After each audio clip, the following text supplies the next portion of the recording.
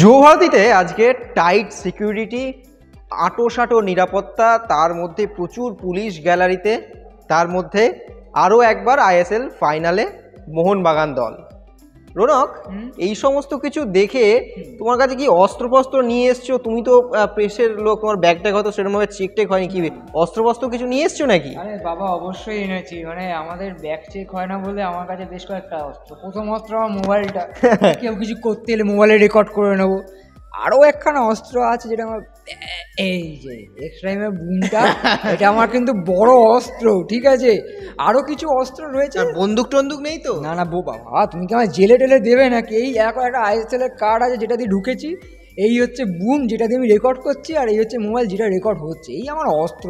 ওই এর থেকে বেশি অস্ত্র আমি নিয়ে ঘুরতে পারছি না। এইটুকু অস্ত্র নিয়ে কি আর করছো? ওদিকে 11টা অস্ত্র খেলছে, 11টা অস্ত্র তৈরি রয়েছে।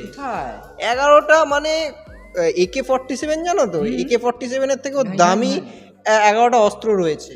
11টা অস্ত্র রয়েছে। আমি তো শুনছিলাম নাকি না আবার মাওবাদী নয়। না, একদমই নাই। 11টা অস্ত্র আমি বলবো না, আমি তো বলবো অস্ত্রের, তুমি যে বলছো ওই যে বন্দুক। আরে অস্ত্র নয়, ফুটবল।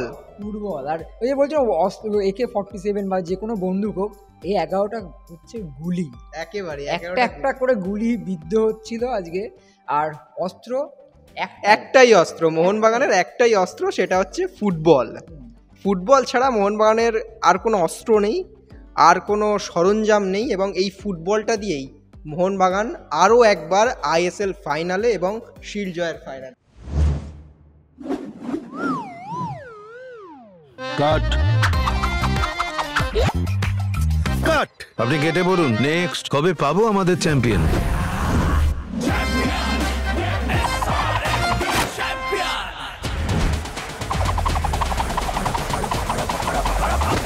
এ তো হিরো, ধামাকা পুরো, যে কখনো হয় না স্লিপ, সেটাই আসল চ্যাম্পিয়নের গ্রিপ। পেয়ে গেছি SRMB TNT বারের উইন গ্রিপ টেকনোলজি, সিমেন্টের সঙ্গে বানায় মজবুত গ্রিপ। সেলফি চাই না অটোগ্রাফ? দেখতে পাচ্ছ না, হোম অফ চ্যাম্পিয়ন। আরে বাবা, কি বললাম যে হচ্ছে এই ডেরায় আছে না, ডেরায় মাওবাদীদের অনেক সময় ডেরা থাকে, জঙ্গলের মধ্যে ডেরা থাকে। মোহনবাগানের ডেরা হচ্ছে এটা, তাই হোম অফ চ্যাম্পিয়ন। না দেখো, আমি এই কথা মানতে পারি। ডেরা ফেরা হয় হয়তো মাওবাদী তুমি বলছো, কিন্তু মোহনবাগান তো মাওবাদী না, মোহনবাগান হচ্ছে রাজা। ঠিক আছে, যেখানে যাবে সেটাই ডেরা, যেখানে যাবে সেটাই হচ্ছে তার রাজত্ব, ঠিক আছে। এই যে হোম অফ চ্যাম্পিয়ন, শুধু হোমে না, অ্যাবেতেও মোহনবাগান চ্যাম্পিয়ন। আর আরও একটা বিষয় যে আমরা বলছি অরিত্র, এই ধরো তুমি বললে না যে মোহনবাগানে একটাই অস্ত্র, মোহনবাগানে একটাই অস্ত্র, একদমই তাই। এই যে জামশেদপুরে গিয়ে মোহনবাগান সমর্থকরা যে আহত হলেন, মাথা ফাটলো, তাদের রক্ত বেরোলো, সেই রক্তের বিরুদ্ধে কিন্তু কোনো রক্ত নয় একেবারে। আজকে অনেক পুলিশ ছিলেন, অনেক প্রশাসনের একটা চিন্তা ছিল যে মোহনবাগান এই বলছে না, সমর্থকরা বলছে যে আমার ভাইয়ের গায়ে হাত তুলেছে, আমার ভাইয়ের মাথা ফাটিয়েছে, এর বদলা নেব। কিন্তু একটা মোহনবাগান সমর্থক আজকে যখন জামশেদপুরের খেলোয়াড়রা বেরিয়েও গেছে, একটা সমর্থক কিন্তু কিছু ছোড়েননি, একটা সমর্থক কিন্তু অ্যাটাক করেনি। কোনো যদি সমর্থক এসে থাকে, এটাই ইস্কা নামে মোহনবাগান। আর এখানে দাঁড়িয়ে অরিত্র, কেন আমরা এই নিয়ে আলোচনা করছি, কেন আমাদের এক্সট্রা টক আজকে এই বিষয়, খুব সিম্পল, খুবই সিম্পল। ঘটনাটা ঘটলো, ম্যাচটা মোহনবাগান হেরে জামশেদপুর থেকে ফিরছে, ফেরার আগে প্রত্যেকটা প্লেয়ার জানতে পারলো। সুভাষিস বসু কি বললেন? অধিনায়ক বলছেন আমরা মাঠে জবাব দেবো। কোচ বলছেন আমি মাঠে জবাব দেবো। দিমিত্রি পেত্রাতোস নিজের ইনস্টাগ্রাম স্টোরিতে পোস্ট করছেন যে মাঠে জবাব দেবো, মাঠেই জবাব দেবো। এবং দুদিন আগে মোহনবাগান সচিব, তিনি কিন্তু এই কথাটা আমাদের বলছিলেন যে মোহনবাগানের একটাই অস্ত্র বস, সেটা হচ্ছে ফুটবল। আর সেই ফুটবল, সত্যি যে ফুটবল একটা অস্ত্র হতে পারে না বন্ধুরা, সেটা হয়তো আজ মোহনবাগানি সমর্থকরা আরও ভালোভাবে বুঝতে পেরেছে। এবং সেই অস্ত্রটা চালানোর পর অরিত্র, আজ এক অন্য মোহনবাগানকে আমরা দেখতে পেলাম, যে মোহনবাগানকে আমরা গোটা মরশুমে দেখতে পাইনি। সেটা যদি তুমি একটু বলো। মোহনবাগানও না কাঁদে, সবাই কাঁদি, আমরা দুঃখে কাঁদি, আনন্দে কাঁদি, আমাদের চোখ দিয়ে জল আসে।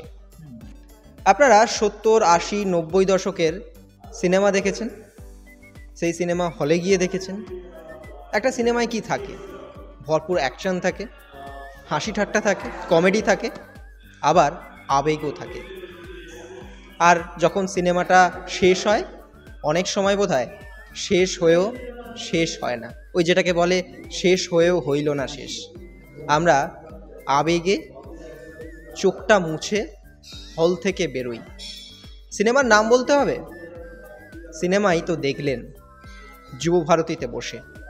যখন আপুইয়া গোলটা করল, তখন উচ্ছ্বাস, উদ্দীপনা সমস্ত কিছু সরিয়ে রেখে আবেগে কান্নায় ভাসল মোহনবাগান দল। আসলে আমরা যখন জিতে যাই না, আমরা যখন জীবন যুদ্ধটায় জিতে যাই, কোনো এক ব্লাড ক্যান্সারে আক্রান্ত রুগী যখন মৃত্যুকে জয় করে ফিরে আসে, তখন আর বোধহয় মুখটা হাসি থাকে না, কান্না থাকে, বরং সেই কান্নাটা আনন্দের। আজ আপুইয়া কেঁদেছেন, আজ বাস্তব রায় কেঁদেছে, আজ গোটা মোহনবাগান জনতা কেঁদেছে।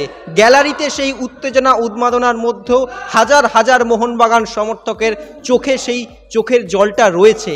এটাই মোহনবাগান, যে সমস্ত উদ্দীপনার মাঝে, উন্মাদনার মাঝে চোখের জলটা একে অপরের মুছিয়ে দেয়।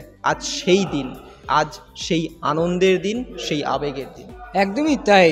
এবং অরিত্র, আরও একটা বিষয়, যে বিষয়টা আমরা সাধারণত এক্সট্রা টকে কী বলে থাকি, আমরা তো শুধু সমর্থকরা কি শুনতে চাইছেন বা সমর্থকদের মনের কথা, আমাদের মনের কথা বলি না। এক্সট্রা টক মানেই হচ্ছে এমন কিছু ঘটনা, যে ঘটনা হয়তো বিশেষ করে যারা টিভির পর্দায় বা মোবাইলে স্ক্রিনে দেখে থাকেন, যারা মাঠে আসতে পারেনি কোনো কারণে, বা যারা মাঠে এসছেন, ওই যে আবেগে চোখের জল ভাসছে, চোখ ভেসে যাচ্ছে, সেই সময় তো ঝাপসা হয়ে যায় চোখ। সেই সময় অনেক কিছু দৃশ্য থাকে, সেই দৃশ্য আজকে আমাদের বারংবার নজর কেড়েছে। প্রথম দৃশ্য, যখন জেসন কামিংস পেনাল্টি থেকে গোল করলেন, গোল করে কি কোনো সেলিব্রেশন করেছিল অরিত্র? একেবারেই না। বলটা তিনি গোল করে সঙ্গে সঙ্গে পিছনে চলে গেলেন, একটা কোনো সেলিব্রেশন নেই। আজকে তো জেসন কামিংসের ট্রেডমার্ক সেলিব্রেশন রয়েছে, তিনি করেননি।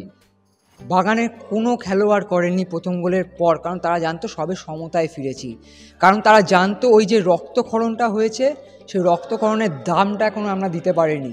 বলটা নিয়ে সঙ্গে সঙ্গে মোহনবাগানের ফুটবলাররা স্পট কিকে চলে এলেন, যেখান থেকে কিক অফটা আবার হবে।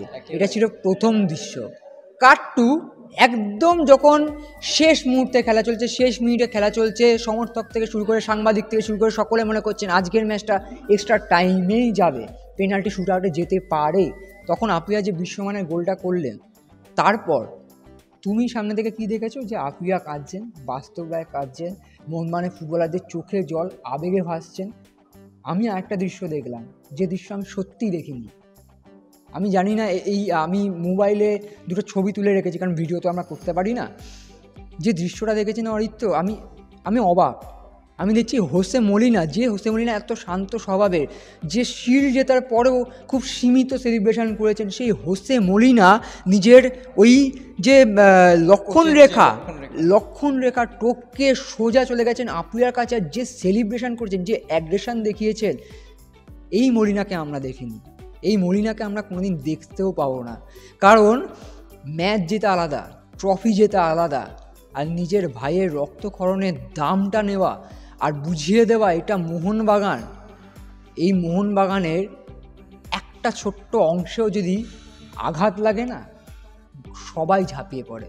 ফুটবলাররা ওই যে 11টা বুলেট যেরকম বিদ্ধ করলো, যিনি চালালেন সেই গুলিগুলো, সেই মলিনা, তিনিও শান্তি পেলেন। আর মোহনবাগান জনতার, সেই জনতার যে মন খুলে সেই শান্তি ফিরে পাওয়া, যে হ্যাঁ আমরা বদলা নিয়েছি। আজকে মাঠের বাইরেও যখন দর্শকরা ছিলেন, একটা বাচ্চার হাতে ছিল যে আমরা জবাব দেব, ইংলিশে লেখা জবাব দেব, কিন্তু সেই জবাবটা মারের বদলে মারে নয়, গোল করে জিতে।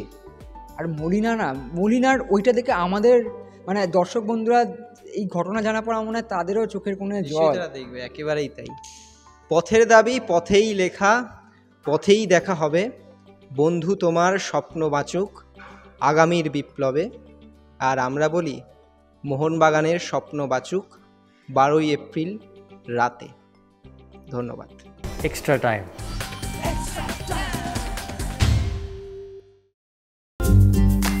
লেটেস্ট নিউজ আর এক্সক্লুসিভ ভিডিওর সঙ্গে আপডেট থাকতে এখনই সাবস্ক্রাইব করুন আমাদের ইউটিউব চ্যানেল। বেল আইকনে ক্লিক করতে ভুলবেন না যেন।